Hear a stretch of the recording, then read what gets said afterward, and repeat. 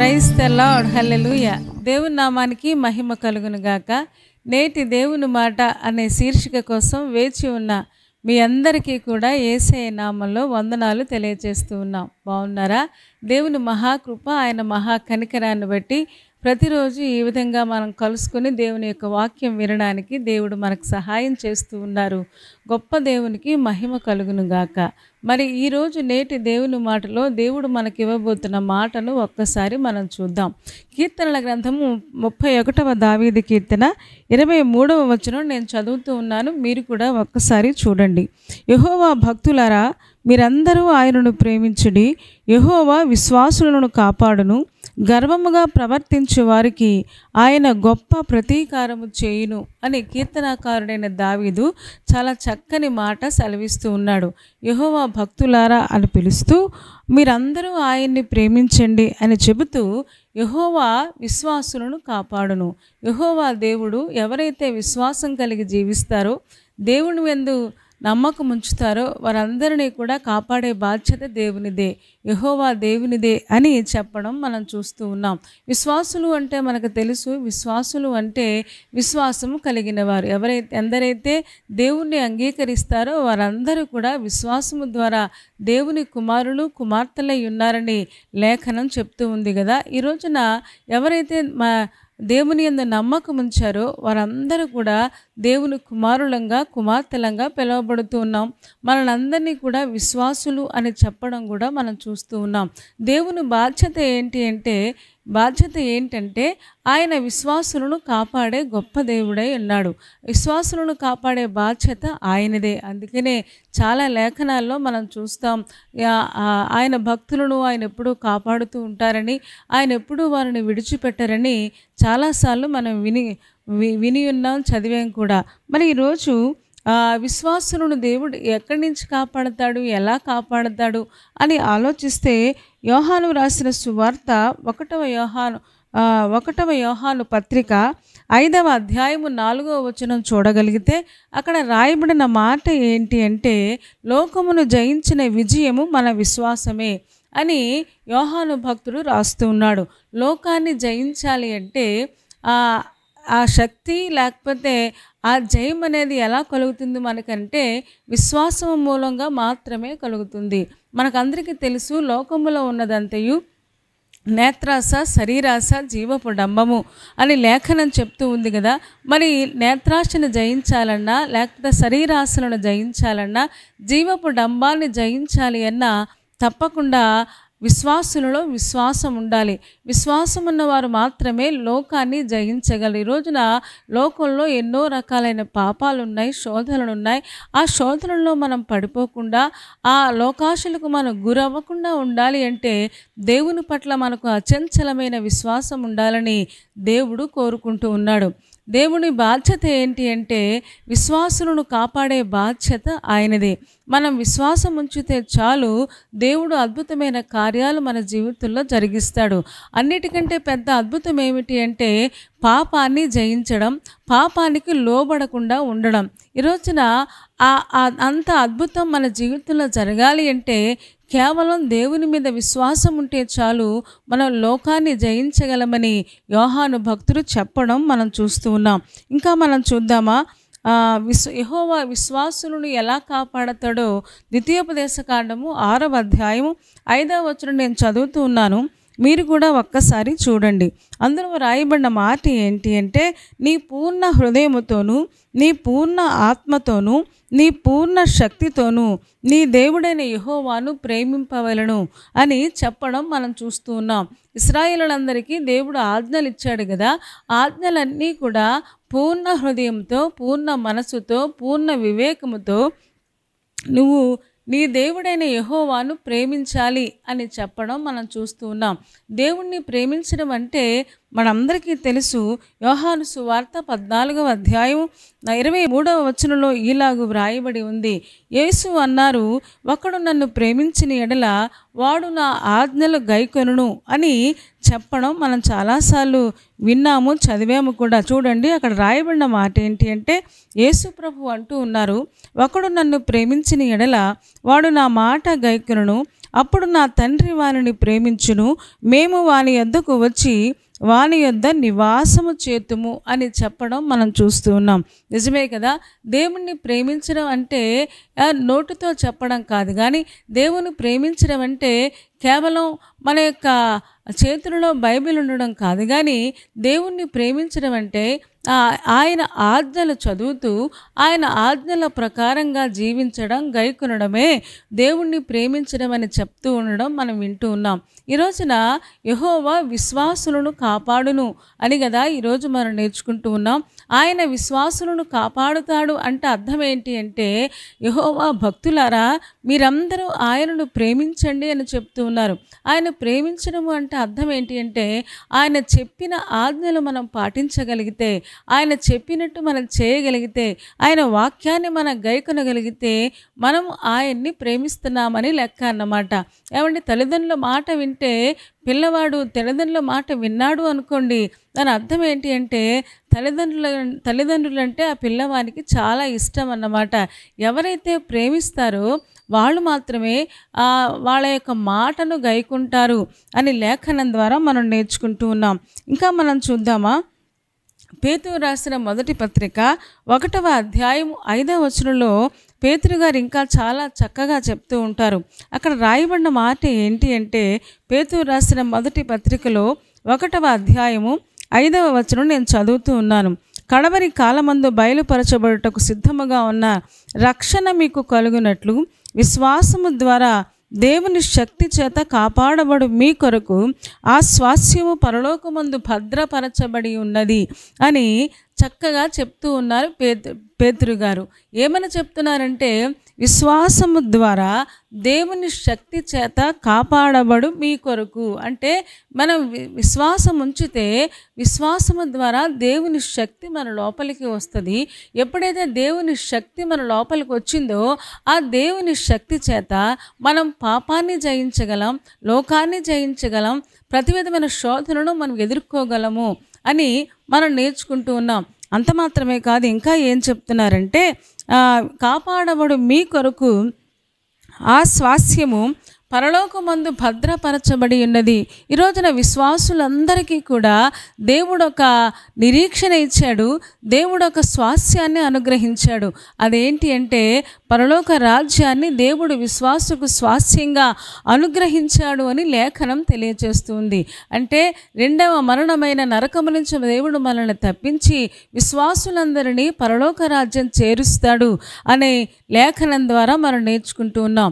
అంటే ఈ లోక సంబంధమైన శోధనల నుంచే కాదు, ఈ లోక సంబంధమైన పాపము నుంచే కాదు, కానీ దేవుడు మనల్ని రెండవ మరణమైన ఆ నరకము నుంచి తప్పించి ఆయన పరలోక రాజ్యం చేరుస్తాడు అనే విషయాన్ని మనం నేర్చుకుంటూ ఉన్నాం. ఎంత అద్భుతమో కదా, ఎంత ఆశీర్వాదాన్ని దేవుడు విశ్వాసులకు అనుగ్రహించి ఉన్నాడో కదా. కాబట్టి విశ్వాసము ద్వారా దేవుని శక్తి చేత మనం కాపాడబడతాం. ఏమంటే, దేవుని శక్తి మనలో నిగూఢమై ఉండాలి అంటే దేవుని శక్తి చేత మాత్రమే మనం శోధనను జయించగలం, దేవుని శక్తి చేత మాత్రమే మనం పాపాన్ని ఎదుర్కోగలం. ఆ శక్తి మనకు కావాలి అంటే తప్పకుండా మన లోపల దేవుని పట్ల అచంచలమైన విశ్వాసం అనేది ఉండాలి. ఈ రోజున విశ్వాసులలో విశ్వాసం కొరవడిపోయినట్టుగా మనం చూస్తూ ఉన్నాం. మాటి మాటికి అవిశ్వాసం అనే పాపానికి మనం గురవుతూ ఉన్నాం. ఏమంటే, దేవుని సంగతులు చెప్పుకుంటూ ఉన్నాం, దేవుని సంగతులు చదువుతూ ఉన్నాం, దేవుని సంగతులు వింటూ ఉన్నాం, కానీ తరచూ ఈ రోజున విశ్వాసులు పేరుకు విశ్వాసులుగా ఉన్నారు, కానీ అనేక సార్లు అవిశ్వాసము చేత, అవిశ్వాసం అనే పాపము చేత బంధించబడి దేవుడు చేస్తున్న అద్భుతమైన కార్యాలను గ్రహించలేకపోతున్నారు. దేవుడు చేసే ఆ సూచక క్రియలను చాలామంది పొందుకోలేకపోతున్నారు. కారణం ఏంటి అంటే, నేను ప్రార్థన చేస్తున్నాను కానీ, నేను దేవుణ్ణి కొలుస్తున్నాను కానీ దేవుడి కార్యాన్ని జరిగిస్తాడా, దేవుడిది చేస్తాడా, ఇన్ని సంవత్సరాలు సంవత్సరాలు అయిపోయింది నా ప్రార్థనకి, లేకపోతే నా విశ్వాసానికి ఇన్ని సంవత్సరాలు అయిపోయింది, ఇంకా దేవుడేమీ చేసినట్టుగా లేదు అని చాలామంది డల్ అయిపోతూ ఉన్నారు, నిరాశకు లోనైపోతూ ఉన్నారు. అందుకనే అవిశ్వాసానికి లోనైపోవడం వల్ల దేవుడిచ్చే ఆశీర్వాదాన్ని చాలామంది పొందలేకపోవడం మనం చూస్తూ ఉన్నాం. ఏమండి, విశ్వాసం లేకపోతే ఒక పెద్ద ఆయన చెప్పారు, విశ్వాసం లేకపోతారంట అందరూ పిశాచులు అయిపోతారంట. అంటే అర్థం ఏంటి అంటే, విశ్వాసం లేదనుకోండి, సాతానుడు మన హృదయాల్లోనికి చొరబడి నిరాశ, నిస్పృహ, వేదన, దుఃఖము, ఆందోళన, అధైర్యము ఇలాంటివన్నీ వచ్చేలాగా చేసి దేవుని నుంచి దూరం అయిపోయేలాగా వాడు ప్రయత్నం చేస్తూ ఉంటాడు. కాబట్టి ఈ రోజున దేవుడు మనకు చెప్తూ ఉన్నాడు, విశ్వాసం కలిగి ఉండండి, యెహోవా విశ్వాసులను కాపాడును అని చెప్పడం మనం చూస్తూ ఉన్నాం. మరి విశ్వాసం ఎలాగొస్తుందో మనకు తెలుసు. విశ్వాసం అనేది వినుట వలన విశ్వాసం కలుగుద్ది. ఆ వినడం అనేది లోక సంబంధమైన విషయాలు కాదు, కానీ ఆ వినడం అనేది క్రీస్తుని గురించిన మాట వలన కలుగుద్ది అని లేఖనం చాలాసార్లు చెప్పడం మనం విన్నాం. అంటే లోక సంబంధమైన మాటలు, ఊసిపోని మాటలు లేదా పుస్తకాలు చదవడం వల్ల మనకి ఒకవేళ విజ్ఞానం రావచ్చేమో కానీ విశ్వాసం అనేది రాదు. ఆ విశ్వాసం రావాలి అంటే క్రీస్తును గురించిన సంగతులు వింటూ ఉంటే, ఆ వాక్యాన్ని వింటూ ఉంటే మనలో విశ్వాసం జనరేట్ అవుతూ ఉంటుంది. ఎప్పుడైతే విశ్వాసం వస్తూ ఉంటుందో దేవుని శక్తి మనల్ని ఆవరిస్తుంది. దేవుని శక్తి మనల్ని ఎప్పుడు ఆవరిస్తుందో అప్పుడు ప్రతి విధమైన లోక సంబంధమైన శోధనను అలాగే పాపాన్ని మనం ఎదుర్కొని ప్రభు కోసం నిలబడగలం. అంత మాత్రమే కాదు, అద్భుతమైన కార్యాలను దేవుడి నుంచి మనం పొందుకోగలం. రేపొద్దున పరలోక రాజ్యాన్ని కూడా దేవుడు మనకి స్వాస్థ్యంగా అనుగ్రహిస్తాను అని చెప్పడం చాలా సంతోషం అనిపిస్తూ ఉంది కదా. మరి ఈ రోజున దేవుడు మనకు చెబుతున్న మాట ఏంటి అంటే, యెహోవా విశ్వాసులను కాపాడును. విశ్వాసులు అంటే దేవుణ్ణి ప్రేమించేవారు, దేవుని ఆజ్ఞలు గైకునేవారు, దేవుని కోసం నిలబడేవారు. ఈ రోజున అలాంటి విశ్వాసుల కోసం దేవుడు ఎదురు చూస్తూ ఉన్నాడు. ఈ రోజున మన విశ్వాసాన్ని మనం పదిలంగా ఉంచుకోవాలని దేవుడు కోరుకుంటున్నాడు. ఆ విశ్వాసం అనేది దేవుని మాట వల్ల మాత్రమే కలుగుద్ది కనుక ప్రతిరోజు వాక్యం చదువుకుంటూ ప్రార్థిస్తూ దేవుని యొక్క మాటలు వింటూ ఉంటే మనలో విశ్వాసం అనేది జనరేట్ అవుతూ ఉంటుంది. ఎప్పుడైతే విశ్వాసం వస్తూ ఉంటుందో అప్పుడు మన ప్రభు కోసం నమ్మకంగా నిలబడగలం అని లేఖనం ద్వారా మనం నేర్చుకుంటూ ఉన్నాం. ఇక్కడ ఒక సందర్భాన్ని మనం చూద్దాం. సమూయేలు రాసిన మొదటి గ్రంథము 25వ అధ్యాయము 34వ వచనం నేను చదువుతూ ఉన్నాను. మీరు కూడా ఒక్కసారి చూడండి. సమూయేలు రాసిన మొదటి గ్రంథములో 25వ అధ్యాయము 34వ వచనంలో అబీగయీలు అని ఒక సహోదరి ఈ అధ్యాయంలో మనం చూస్తాం. అబీగయీలు అలాగే తన భర్త నాబాలు వీళ్ళు కర్మేలు ప్రాంతంలో నివాసం ఉంటూ ఉన్నారు. వాళ్ళు చాలా భాగ్యవంతులు, వాళ్ళకి చాలా ఆస్తి ఉంది. కానీ నాబాలు మోటువాడనమాట, ఎవరు చెప్పిన మాట వినడు. ఏమండి, మూర్ఖపు స్వభావం కలిగిన ఆ నాబాలుకి రూపసి అయిన అబీగయీలు భార్యగా దొరకడం నిజంగా చాలా తేడాగా అనిపిస్తూ ఉంటుంది. అబీగయీలేమో చాలా సున్నితమైన మనస్కురాలుగా అలాగే రూపసిగా కనిపిస్తూ ఉంటుంది. కానీ నాబాలేమో చాలా మోటువాడుగా ఉంటాడు. ఏమంటే కర్మేలు ప్రాంతంలో ఉన్నప్పుడు ఆ అరణ్య ప్రాంతంలో దావీదు ఈ నాబాలు యొక్క గొర్రెల మంద చాలాసార్లు క్రూర మృగాల బారిన పడిపోతూ ఉంటే దావీదుకున్న చుట్టూ ఉన్న జనులందరూ కలిసి ఆ యొక్క నాబాలు యొక్క గొర్రెలను చాలా రక్షించినట్టుగా మనం చూస్తూ ఉంటాం. మరి ఇలా చేస్తే ఒకరోజు దావీదుకి ఆహారం అవసరం వచ్చి కబురు పెడతాడన్నమాట. కబురు పెడితే నాకు ఆహారం కావాలి, మాకు పనివారు ఉన్నారు, వాళ్ళు చాలా ఆకలితో ఉన్నారు, నువ్వు చాలా ఆస్తిపరుడవు కదా, మేము చాలా నీకు హెల్ప్ చేశాము అని కబురు పెడితే నాబాలంటాడు, దావీదు ఎవడు, యెషై కుమారుడు ఎవడు, తన యజమానుని మీద తిరగబడ్డాడు కదా అని ఇష్టానుసారంగా మాట్లాడుతూ ఉంటాడు. అంత మాత్రమే కాదు, దావీదు చేసిన ఉపకారానికి తిరిగి ఉపకారం చేయకుండా చాలా చిరాకుగా చాలా ఇష్టానుసారంగా మాట్లాడి దావీదు యొక్క మనస్సును నొప్పించినట్టుగా మనం చూస్తున్నాం. ఆ సందర్భంలో దావీదు ఒక నిర్ణయం చేస్తాడు. ఆ నిర్ణయం ఏంటి అంటే, నేను రేపు తెల్లవారేసరికల్లా నాబాలు యొక్క కుటుంబంలో ఒక్కళ్ళు ఉండకుండా నేను చంపేస్తాను అని యుద్ధానికి బయలుదేరతాడనమాట. అలాంటి సమయంలో అబీగయిలు వచ్చి 34వ వచనం నేను చదువుతూ ఉన్నాను, మీరు కూడా ఒక్కసారి చూడండి. నీవు త్వరపడి నన్ను ఎదుర్కొనకపోయిన ఎడల నీకు హాని చేయకుండా నన్ను ఆటంకపరిచిన ఇశ్రాయేలుల దేవుడైన యెహోవా జీవము తోడు, తెల్లవారులోగా నాబాలునకు మగవాడు ఒకడును విడువబడడన్న మాట నిశ్చయము అని చెప్పి తన యొద్దకు ఆమె తెచ్చిన వాటిని ఆమె చేత తీసుకొని, నీ మాటలు నేను ఆలకించి నీ మనవి అంగీకరించి తిని సమాధానముగా నీ ఇంటికి పొమ్మని ఆమెతో చెప్పాను. చూడండి, అదే అధ్యాయంలో 33వ వచనం చదువుతున్నాను. నేను పగ తీర్చుకొనకుండాను ఈ దినమున ప్రాణము తీయకుండాను నన్ను ఆపినందుకై నీవు ఆశీర్వాదము నొందుదువుగాక అని అబీగయీలును దావీదు దీవించడం మనం చూస్తున్నాం. నేను పగ తీర్చుకోకుండా, అలాగే నేను నాబాలును చంపకుండా, నాబాలు కుటుంబాన్ని పాడు చేయకుండా నీవు నన్ను ఆపినందుకై, ఈ రోజున దేవుడు నన్ను ఆపినందుకై నీవు ఆశీర్వాదము పొందుదువుగాక అని అబీగయీలును దీవించడం మనం చూస్తూ ఉన్నాం. యెహోవా విశ్వాసులను కాపాడును. విశ్వాసులు పాపం చేయకుండా, పగ తీర్చుకోకుండా, విశ్వాసులు శోధనలోకి వెళ్ళిపోకుండా దేవుడు తప్పకుండా కాపాడే దేవుడై ఉన్నాడు అంటున్నాడు కదా. నిజంగా దేవుడు నన్ను ఆపాడు, లేకపోతే నేను నాబాలు కుటుంబాన్ని నాశనం చేసేద్దును, లేకపోతే ఆ యొక్క ఆస్తిని పాడు చేసేద్దును అని దావీదు చెప్పడం మనం చూస్తూ ఉన్నాం. యెహోవా విశ్వాసులను కాపాడను. విశ్వాసంతో ఉన్న వారందరినీ కూడా దేవుడు కాపాడే దేవుడే అన్నాడు. మనందరికీ తెలుసు, పేతురు మునిగిపోతూ ఉన్నాడు. మునిగిపోతూ అంటాడు, అయ్యా నన్ను రక్షించు, ప్రభువా నన్ను రక్షించు అనగానే వెంటనే ఆయన చెయ్యి చాపి లేవనెత్తినట్టుగా మనం చూస్తూ ఉన్నాం. ఎందుకు అంటే ఆయన విశ్వాసులను కాపాడే దేవుడు. ఈరోజున విశ్వాసులు మునిగిపోవడం, లేకపోతే విశ్వాసులు పాపములో పడిపోవడం, విశ్వాసులు దేవునికి దూరంగా వెళ్ళిపోవడం దేవునికి ఎంత మాత్రమే ఇష్టము లేదు. మనం ఎప్పటికీ విశ్వాసులముగా ఉండాలని, ఎలాంటి అవిశ్వాసం మన లోపలికి రాకుండా మనం జాగ్రత్త వహించాలని దేవుడు కోరుకుంటూ ఉన్నాడు. మరి అవిశ్వాసం మనకు దగ్గరికి రాకుండా ఉండాలి అంటే దేవుని వాక్యము మాత్రమే విశ్వాసములోనికి మనల్ని నడిపిస్తుంది. దేవుని వాక్యము మాత్రమే విశ్వాసములో ఎదిగేలాగా మనకు సహాయం చేసేది. కాబట్టి దేవుని వాక్యాన్ని చదువుతూ, దేవుని వాక్యాన్ని ధ్యానం చేస్తూ, దేవుని వాక్యం మన హృదయంలో ఉన్నప్పుడు మనం పాపాన్ని లక్ష్యం చేయము. దేవుని వాక్యం మనతో ఉన్నప్పుడు, మనలో ఉన్నప్పుడు ఏ విధమైన శోధనను మన ఎదురుగుండా వచ్చినా సరే ప్రతి విధమైన శోధనను మనం ఎదుర్కొని చక్కగా దేవుని కోసం పరిశుద్ధంగా పవిత్రంగా నిలబడడానికి ఆ దేవుని వాక్యం మనకు సహాయం చేయగలదు.